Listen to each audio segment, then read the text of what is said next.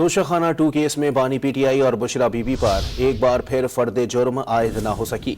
मजीद जानते हैं don news के नुमाइंदे ताहिर नसीर से। ताहिर, क्या वजूहात हैं? जी अली, देखिए, सेंट्रल जेल अडयाला में तोशाखाना 2 केस की समाअत स्पेशल जज सेंट्रल शाहरुख अर्जमंद ने की। दौरान समाअत बुशरा बीबी आज फिर अदालत पेश न हुई। तोशाखाना 2 केस में बानी पीटीआई और बुशरा बीबी पर आज भी फर्द जुर्म आयद न हो सकी। बानी पीटीआई को कमरा अदालत में पेश किया गया, जबकि बुशरा बीबी के वकला की जानिब से हाजिरी से इस्तिस्ना की दरखास्त दायर की गई, जिसकी एफआईए प्रोसिक्यूटर ने मुखालफत की। एफआईए प्रोसिक्यूटर उमैर मजीद ने अदालत में ये मौकफ अपनाया कि जमानत मिलने का मतलब ये नहीं कि मुलजमा ट्रायल के लिए अदालत पेश न हो।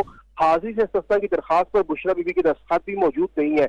अदालत ने आज की तारीख पर फर्द जुर्म आयद मुकर्रर कर दी थी, लेकिन आज भी मुलजमा जानबूझकर पेश न हुई। अदालत ने बुशरा बीबी के हाजिरी से इस्तिस्ना की दरखास्त मंजूर करते हुए आइंदा समाअत पर हाजिर होने का नोटिस जारी कर दिया है। बानी पीटीआई ने तोशाखाना 2 केस में वकील मुकर्रर करने के लिए भी अदालत से वक्त मांग लिया है। बानी पीटीआई ने यह मौकफ अपनाया है कि गुज़श्ता 3 हफ्ते से वकला से मुलाकात और मुशावरत का वक्त नहीं दिया जा रहा।